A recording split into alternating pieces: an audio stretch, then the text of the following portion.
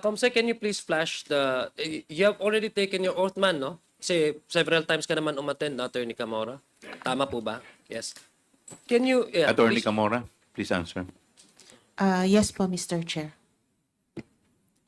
Nakita niyo naman po itong ano, no? Acknowledgement receipt, no? Yes po, Mr. Chair. Sa palagay niyo, nababasa niyo po ba yan, yung pangalan dyan? It's, I think, Kokoy Villamin po. Yeah, Kokoy Villamin received on, ano ba yan, 9, no? September 17. 17, 2023, no? So, itabi lang po natin yan for the meantime. And I'd like also to show you another acknowledgement receipt, this time from the Department of Education. Mr. Chair, can I ask Comsec to... Yes. On the left side, with black ink, that's from the OVP. On the other side is from DepEd. Pakibasa po yan, yung pangalan din po dyan sa DepEd.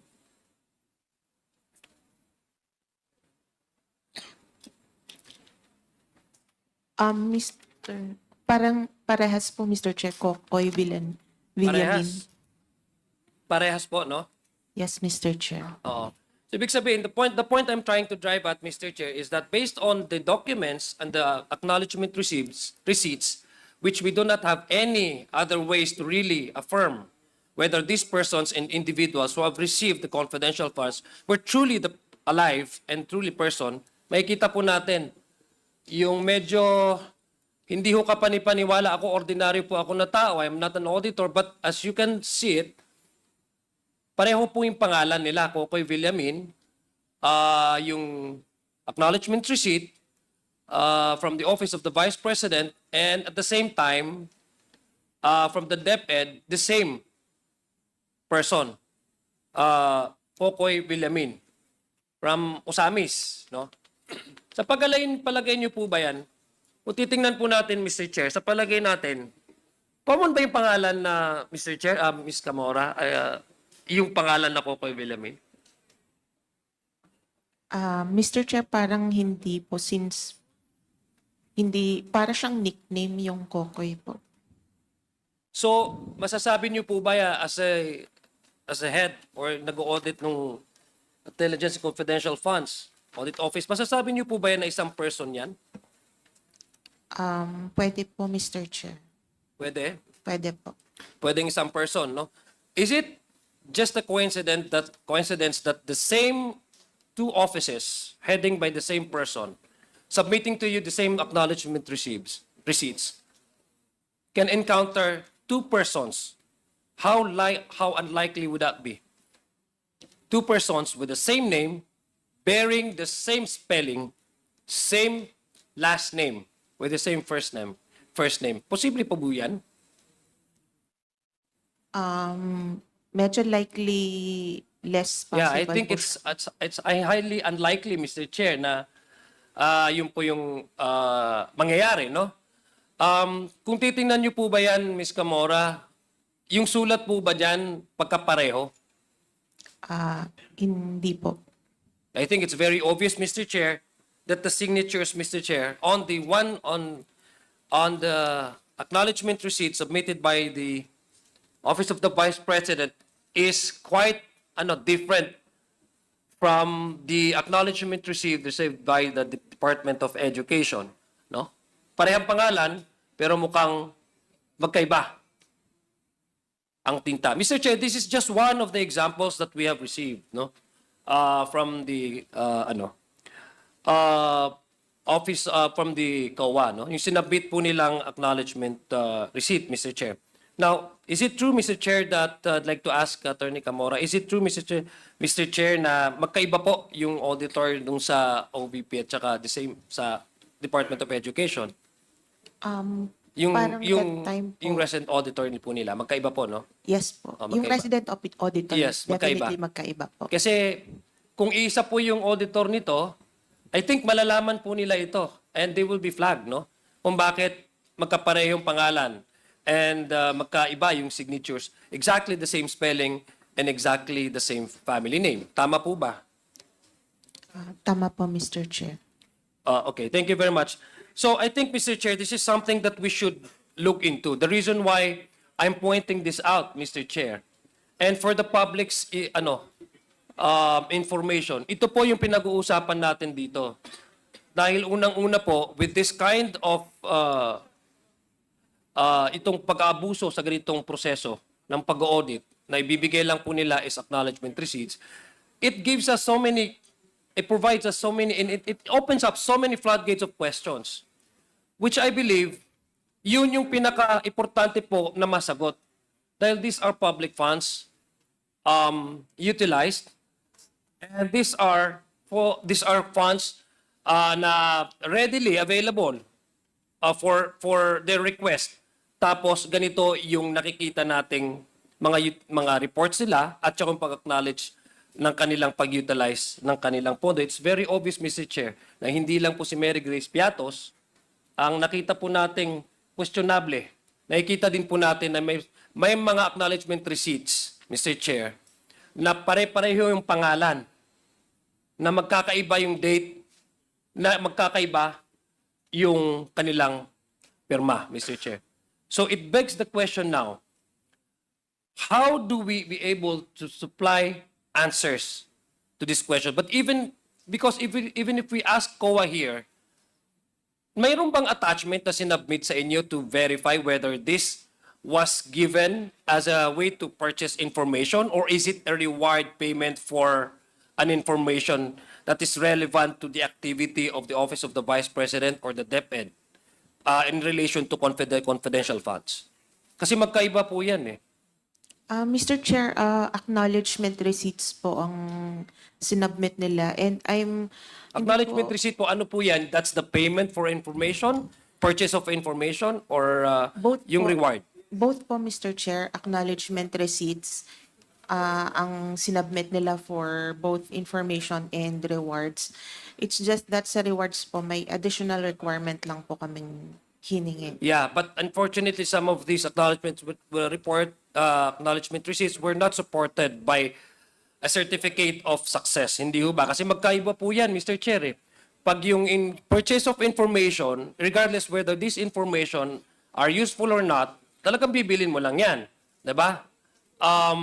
But the reward and payment for the information, dapat po yan may certificate of success. Hindi ho ba? Dun sa agencies po na pinagpartneran, for example, ng inyong opisina. Tama po ba yun, Attorney Camora? Tama po, Mr. Chair. And all of these acknowledgement receipts were being supported by the certificate of success? Mr. Chair, yung sa rewards lang po. Yeah, but on not all of this, in this particular case na sinat ko po sa inyo, are you familiar with this kind of acknowledgement receipts? Or have you came across this particular questionable acknowledgement receipts? Yan po yung mga ni-review namin dati, although at that time, Mr. Chair, wala naman po sa Yeah, namin na that's why. Yeah, that's why you have issued yung observation memorandum ninyo. It's precisely because they have failed to at least provide you the attachment to verify or at least to authenticate that indeed these funds that were used for a reward or payment of reward were not substantiated by a certificate of success. Tama po ba? Yes, Mr. Chair. Again, Mr. Chair, it begs us the question, gaano kalala yung pag-aabuso dito sa office confidential funds? I think we have just started unearthing all of these problems and all of the questionable acknowledgement receipts. I think this is just the tip of the iceberg, Mr. Chair. If we go deeper into this, mukhang widespread po ang nangyaring pag-aabuso sa pondo po ng ating gobyerno, Mr. Chair, insofar as the utilization of confidential funds is concerned on both the Department of Education and the Office of the Vice President. Hindi lang ho si Mary Grace, ang sabi ko nga po, hindi lang ho si Mary Grace Piatos po ang questionable dito. Meron din pong mga pangalan na pare-parehong nag-a-appear po on both acknowledgement receipts, Mr. Speaker, coming from the Office of the Vice President as well as from the Department of Education. Mr. Chair, just a manifestation, and I believe there are questions relating to this that my colleagues would also like to ask the COA. and I would yield to my colleagues to further inquire kung paano po ito nakalusot at saka ano po talaga yung nature ng pagbibigay ng acknowledgement receipts, which I believe, to my mind, Mr. Chair, is open to abuse, Mr. Chair. And yung process po ng pagganito, kung ganito, if we allow this to continue on, talagang maabuso at prone talaga po sa mismanagement ng pondo na binibigay po sa mga ahensya. Particularly, Mr. Chair, ito pong discussion natin ng utilization ng confidential funds ng Department of Education while the Vice President was still holding the agency as the Department Secretary. Marami pong salamat, Mr. Chair, and thank you, Attorney Camora. Thank you, Honorable Zia Alonto Adjong. The next to interpolate is Congresswoman Janet Garin. Thank you very much, Mr. Chair. Since the Honorable Manuel went for a quick meeting, allow me to pursue the line of questioning of the Honorable Zia. Kanina po, Mr. Chairman, may pinakitang acknowledgement receipt. May I pose, if I may be allowed to pose the question to Congressman Zia, Mr. Chair? Okay lang po ba? Do we allow that, Mr. Chair? Very quickly lang, very quickly. Yes po, ma'am. With the permission of the chair. Kanina po kasi sinabi nyo acknowledgement receipt. Ang ibig po ba sabihin nito ay pagpirma mo na ikaw ay nakatanggap ng pera? Tama po ba? Tama po yun. So pera siya, hindi siya gamot, hindi siya pagkain, hindi siya bahay. I think- Pera. Yes, tama po yun. Yung acknowledgement receipts na binigay po nila sa COA. At itong tinanggap na pera ay para po saan? Doon po sa in connection with the utilization of the confidential funds po, Mr. Chair, Your Honor. Okay. That's why I was asking, Mr. Chair, kasi narinig ko kasi yung salita, libo-libong acknowledgement receipt. Did I get it right? That's correct, Mr. Chair, Your Honor. Actually, based on our count, meron pong sinubmit na 4,500 acknowledgement receipts. 4,500 acknowledgement That's receipt. in total, both from the Office of the Vice How many President. people? And I presume if for each individuals, So magkakaiba yung pangalan, Mr. Chair. parang may magkakapare-pareho nga Mr. Chair. Yeah, as I So, already shown. Mr. Chair, I just posed that question so that in the next review of the Honorable Zia, maybe he can look into the 4,500 acknowledgement receipts. Kung ito ba ay 4,500 na tao o these are 4,500 acknowledgement receipts covering how many people? Yan lang po. Kasi para po medyo maliwanagan ako dun sa presentation. My next question, Mr. Chair, to our distinguished resource person from COA. She mentioned that she perused over these documents. So I'm not sure, Mr. Chair, if it's COA who can answer or somebody else from our resource person. Sino po, kasi acknowledgement receipt, ina-acknowledge mo na natanggap ka, sino po ang nagpapatanggap? Who releases Attorney the Camora. money? Mr. Chair, it is supposed to be the SDO, the Special Ilan po ang District SDO, Mr. Officer. Chair? Sa case po ng OVP, Mr. Chair, isa, and sa case po ng DepEd is isa din po. In a span of how many months or days or weeks po na pa-release ng dalawang SDO yung 4,500 na acknowledgement receipts? I think yung 4,000 po is for the total of from 2022 ng OVP, 2023 ng OVP, and 2023 po ng... So if we just reckon on the date, Mr. Chair, so kasi nakita ko lang, pasensya na, medyo hindi ko kasi nakita lahat ng papel, I'm just basing on what I saw. Tama ba yung present ni Kong Zia, merong date? May date ba sa baba? Yes, Mr. Chair. Yung sa acknowledgement receipt may date. So, Yes, Mr. kung ako po ang SDO at magpapareceive ako, doon po sa dates, yung inclusive dates, paano po ba? Like, ilang tao ang ang tatanggap doon sa isang SDO? Ang presumption po dyan is yung taong tumanggap nung payment, siya yung nandyan pong received by. So, Pardon me, Mr. Chair? Siya- one person yung one acknowledgement receipt. Precisely. What I'm referring to is, yung acknowledgement receipt, di ba may mga dates? So, ang Yes, nagpapareceive Mr. Chair. isang tao lang. Kunyari, ma'am, attorney, ikaw yung SDO. Ibig ba sabihin ng SDO, ikaw ang nagpapatanggap ng pera? Tama po ba? Yes, ideally po. Okay. Supposed to be So, po. Ideally and supposed to be. po. In this case, hindi po ang SDO ang nag-release ng pera sa pananaw nyo? I think meron po silang certification na sila po yung nagre-release ng pera. And in this case, Mr. Chair, yung SDO po ay sino? If we can hear the name again. Sa OVP po is Gina Acosta and sa DepEd po is Mr. Edward Fajarda. Sorry, ma'am.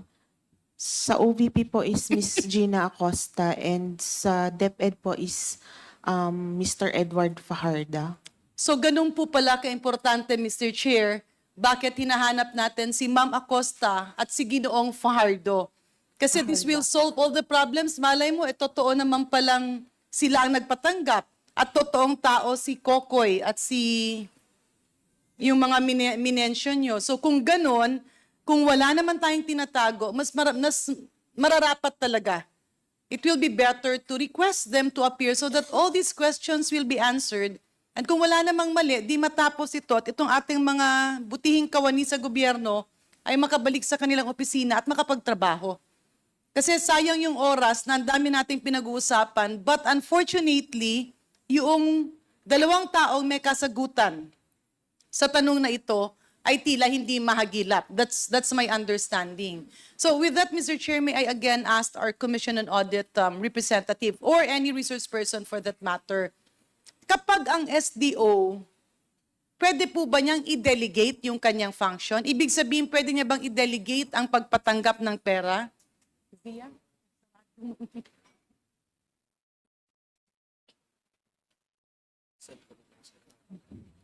Mr. Chair, as far as I know po, pagka designated po, hindi na po pwedeng i-delegate, especially since sa case po ng Intel and confidential funds, meron po silang pinipirmahang certification na Dapat po yung sila lang ang mag-release. nag-disperse. Hindi pwedeng iparelease sa iba kasi baka mamaya hindi nila kaya.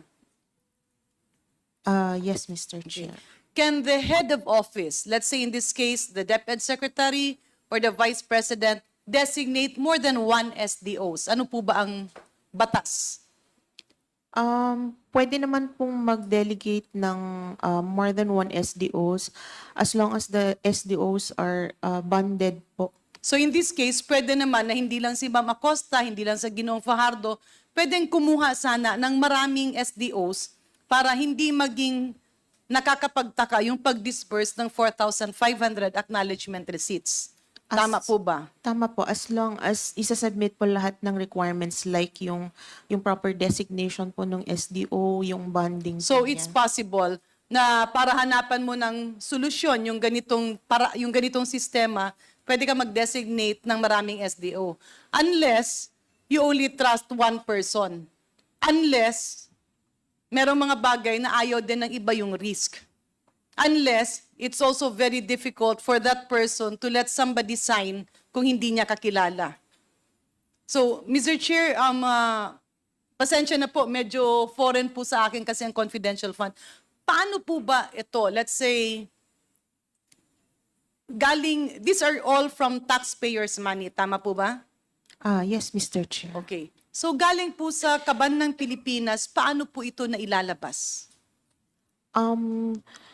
Kung sa national government agencies po,